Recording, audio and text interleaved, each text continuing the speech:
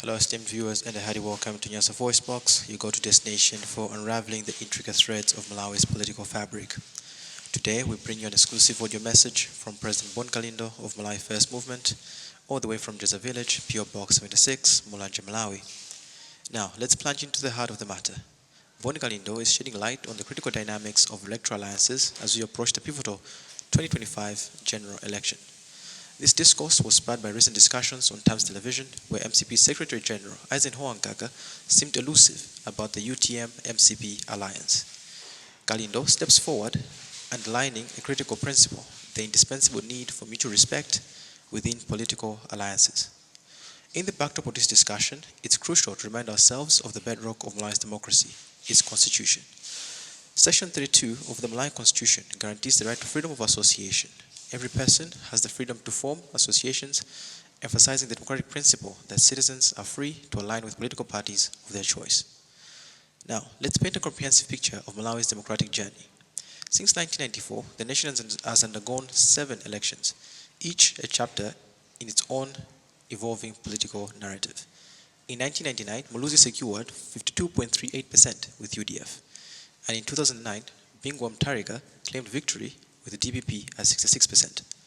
However, it's crucial to note that in 1994, Muluzi garnered 47.15%, and in 2004, Bingu was elected with 35.97%. In 2014, Peter Mutharika won with 36.42%, and in the nullified 2019 election, saw Mutharika claiming victory for re-election with 38.5%. Adding more numbers to the 2019 election, Chidima in that election, who was third, secured only 20.24%, while wochokera, who was second, garnered 35.41%. Fast forward to the 2020 rerun, the Chidima-wochokera alliance clinched a commanding 59%, merely 4% higher than their potential in 2019. This alliance became paramount as Malawi transitioned to a second ballot system, steering away from the traditional simple majority first-past-the-post system. Kalindo emphasizes the imperative of building political partnerships founded on mutual respect, raising concerns that some may have overlooked the pivotal role UTM played in propelling MCP to power 4 years ago. So brace yourself for an enlightening exploration of Malawi's political landscape with numbers that unveil the nuances of our nation's democratic evolution. Listen closely as Nyasa Voice Box brings the insights into the political history of Malawi and narratives that are shaping our political discourse here in Malawi. Once again, welcome to Nyasa Voice Box, and we're about to listen to the voice of Bon Kalindo as he sheds light on Malawi's political alliances. Don't forget to subscribe and leave your comments in the comment section below. Once again, thank you.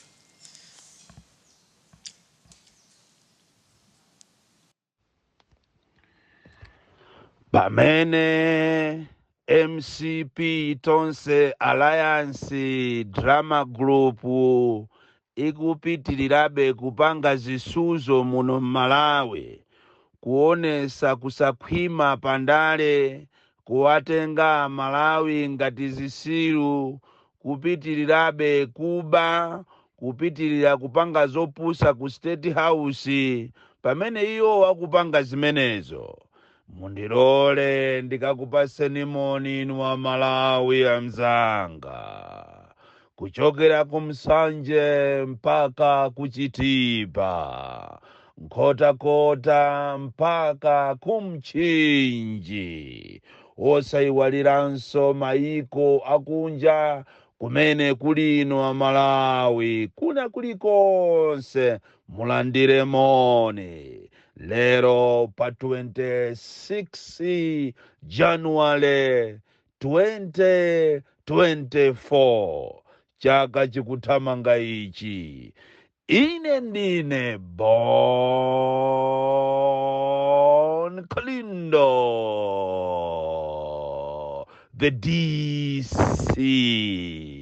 mwana woopsa kwambiri, the most deadly and dangerous child from Jeza Village, President wantu wosauka woyamba kuno ku Malawi, komanso President wa Malawi First, the people first, the voice of the voiceless, anthu osapanga mantha amene timangoyima pa chilungamo, ndipo ife sitigwedezeka, ndipo sitilankhula ichi lero mawa icho nkucha icho, ife timangophwanya kuphwanya, ndipo wina wake asaone ngati ife tingasinthe, zitavuta zitatani, olo zolankhulirazo zili pansi pa nyanja tikalowa, kaya zikafunika mmwamba tikalowa, kaya muphiri tikapita, bola chilungamo chioneke, chilungamo chiyende ngati madzi. From Otiye Mabuka, Box 76, Mulanje, Central Africa. Uthenga wanga walero ukupita kwa inu azipani, koma ndisanapite kumeneko ndinafuna ndipepese mabanja amene apezeka kuti dzulo anapita kukalandira chimanga ku bingu wa Mutharika Stadium, kumene boma ili limene likuphunzira kuyendesa ziko chakwera ndi azibale ake aona kunena kuti kupereka chimanga kapena kugawa chimanga chochokera ku Dotima aziperekera kuchokera ku stadium pafupi ndi pa polisi, osakhala zija zopereka chimanga kuzera kwa mafumu kuti mafumu ndi anthu awo azigawana. Lero papezeka kuti anthu aku 24 kungwenya anasonkherana makobiri awo ndikupanga haya la galimoto kupita ku stadium ku bingu kukalandira chimanga. Soka ilo atakatenga kwa alese thumba limodzi la chimanga, banja limodzi thumba limodzi, mmene amafika pa sanctuary galimoto ndikupanga ngozi, malomo kuti anthu apite kwawo ali ndi chimwemwe kuti alandira chimanga akadye, mwina ndikukapeza kudya kamodzi pa siku malinga ndi mmene analonjezera. Lero asanduka maliro.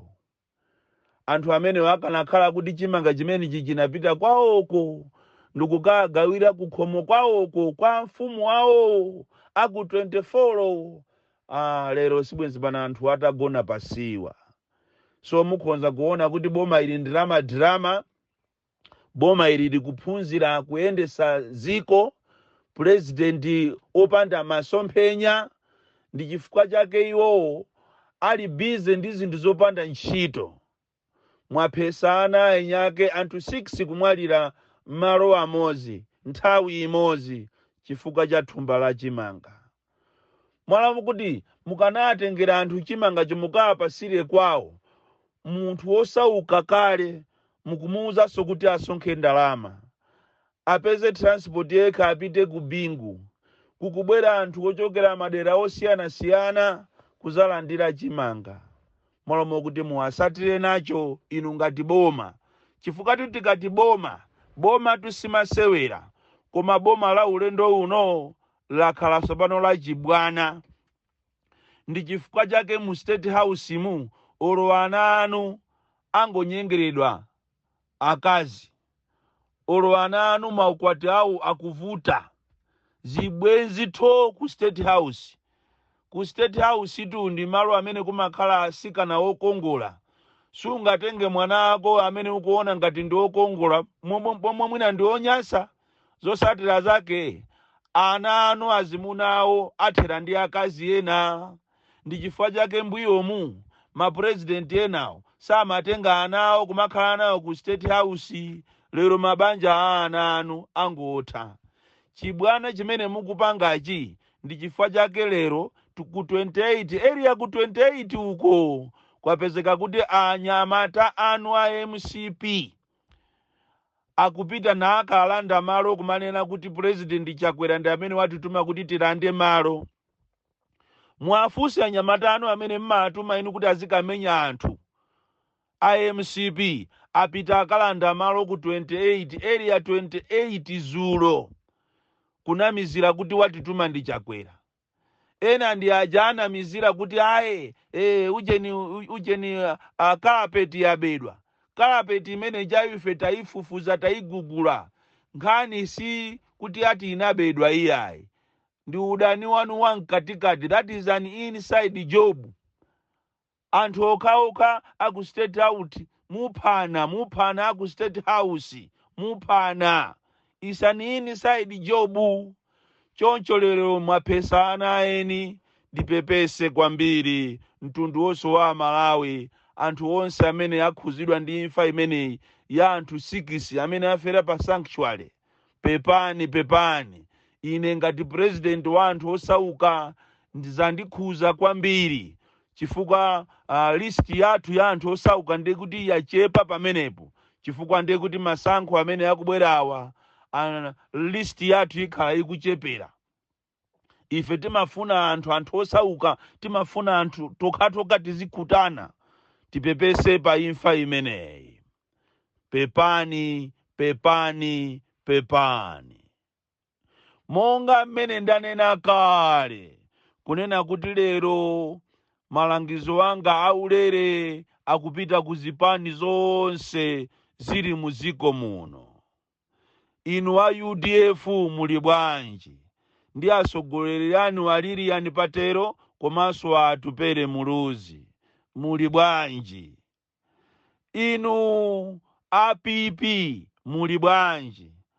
Ndi asogoleri anu a Joyce Banda sintakuziwa ngatiso kuzabwere asogoleri ena, koma ndikupempheni inu kunena kuti kapena ndikupaseni inu moni kunena kuti inu APP muli bwanji? Inu akhumbo kachali ndi chipani chanu muli bwanji? Nanga inu a DPP muli bwanji? Inu a UTM ndi sogoleri wanu Saulo Sichilima muli bwanji? Nanga inu a Ford muli bwanji Enoki Chihana? Nanga inu a Malawi Congress Party amene mukulamulira pano muli bwanji? Ndinafuna ndikukumbuseni inu nonse azipani kunena kuti mu chaka cha 2020 chija masankho anachitikaja tinayendera 50+1. Kaya mukukumbukira kaya? Chifukwa the way you are doing your things mukukhala ngati swano zisankho zikubwera za 2025 izi munazipanga mafilimuzi. Mwaloma kuti zikhale 2024, mwafuna kuti zikhale 2025. The way you are doing mukukhala ngati zisankho zokulibeko. Ndinangofuna ndikukumbuseni kunena kuti akhoti aja analamula kunena kuti zisankho from now onwards tiziyendera 50+1, kusonyeza kuti palibe chipani chimene chiti chizapite ku masankho chokha chikuyendera 50+1, kusonyeza kuti pakhala ubwezi opitirira monga mmene unachitikira uja umachedwa wa MCP ndi UTM. Koma ndangafuna ngokukumbusani pang'ono kunena kuti a UTM president wawo sanakapezeke pa ballot, anakapezekapo ndi Lazarus Chakwera. Ndibwerezenso kawiri kunena kuti a UTM president wawo sanakapezeke pa ballot, anangokhala running mate chabe, ndipo chizindikiro chimene chinali pamene paja ndi cha tambala wakuda. Ndipo mpangwirizano wawo ananena kuti azikavotera tambala wakuda, koma nkhope ya Saulo Sichilima komanso chizindikiro chawo cha UTM palibepo. Ndinafuna ndikukumbuseni a Malawi kapena inuyo azipani kunena kuti ulendo uno pasakhale chipani chimene chiti chikhale ngati chana.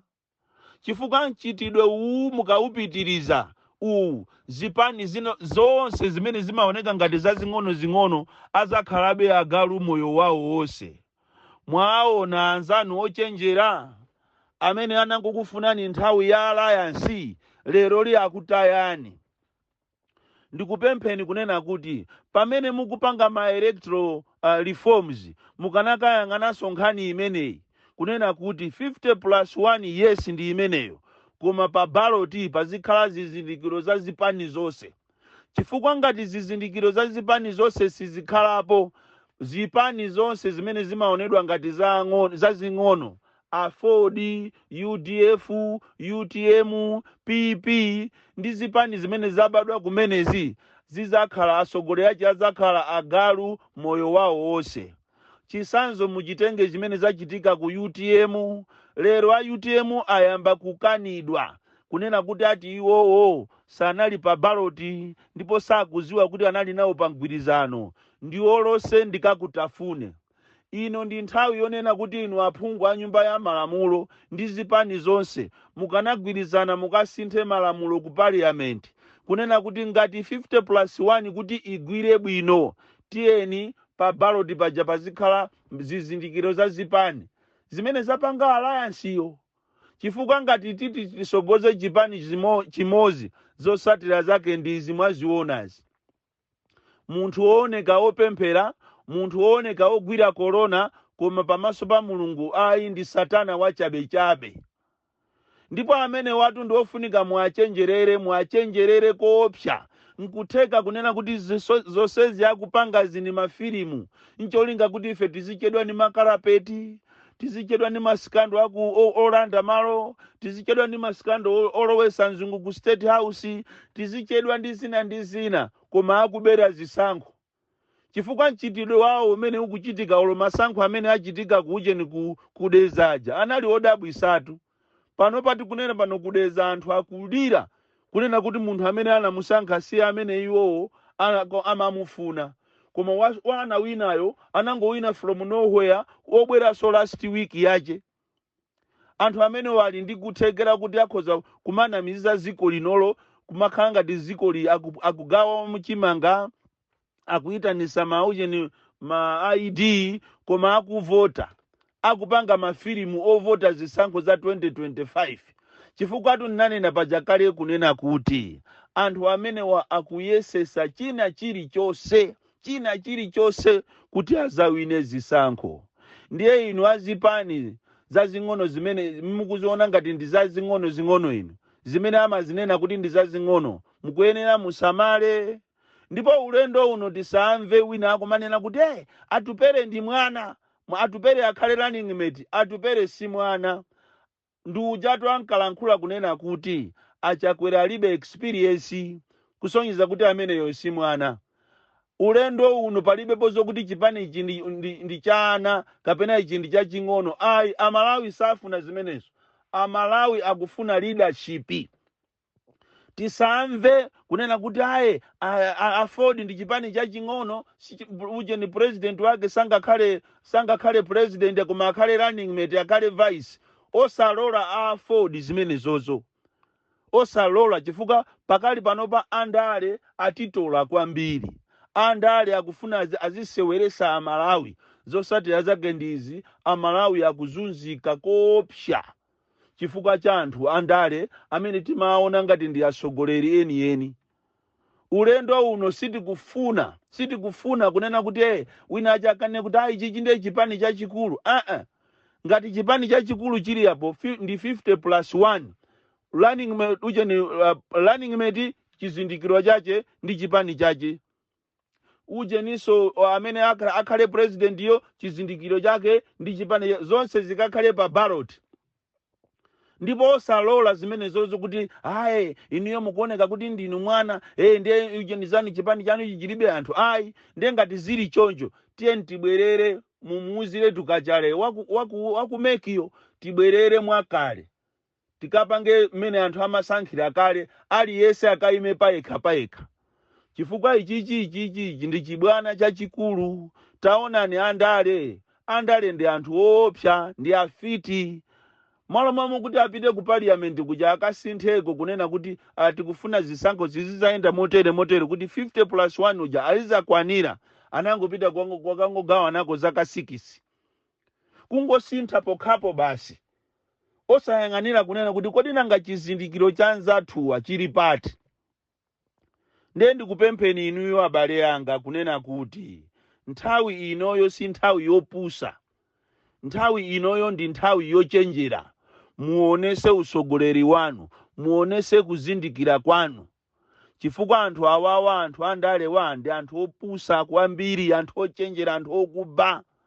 Kodi ngati amaba ndalama mmene amazibera ndalama muja, kuba ndalama ndikumanamizira ngati ndalama sizinabedwe, angalephere mapepala, angalephere kubera mavoti.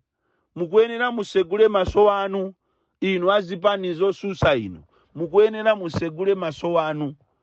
Anthu amene wawa akupanga china chilichonse chothekera kuti abere zisankho za 2025. Nkutheka tikunena panopa pamene inu mukuchedwa abera kale. Kodi anthu awatu ndi mamafiya wokhawokha. Taona ni mabiliyoni amene abedwa muno Malawi. Osogolera wache ndikukhala president pasogolopo. Ndi akalephere kubera zisankho, akalephere kuba pepala. Kodi ngati anthu amapanga makobiri, kuwapanga tu makobiri anthu, ndi akati pepala, akati certificate, musanamizidwe. Choncho ndikupempheni inu atupere muluzi chonde. Ulendo uno siti kufuna atupere muluzi wa mwana. Iwewe atupere, siwe mwana wakula, uli ndi experience. Kaya ukayimirira kuti pakakhale ndondomeko yoyenerera. Tikupempheni a executive ya atupere, kapena ya Lilian Patero. Kaya akayimirira ndi atupere, kaya akayimirira ndi Lilian Patero. Lilian Patero si mwana. Osamamutenga Lilian ngati mwana. Osamutengaso ujeni Saulo Sichilima ngati mwana. Ayi, palibepo zimenezo.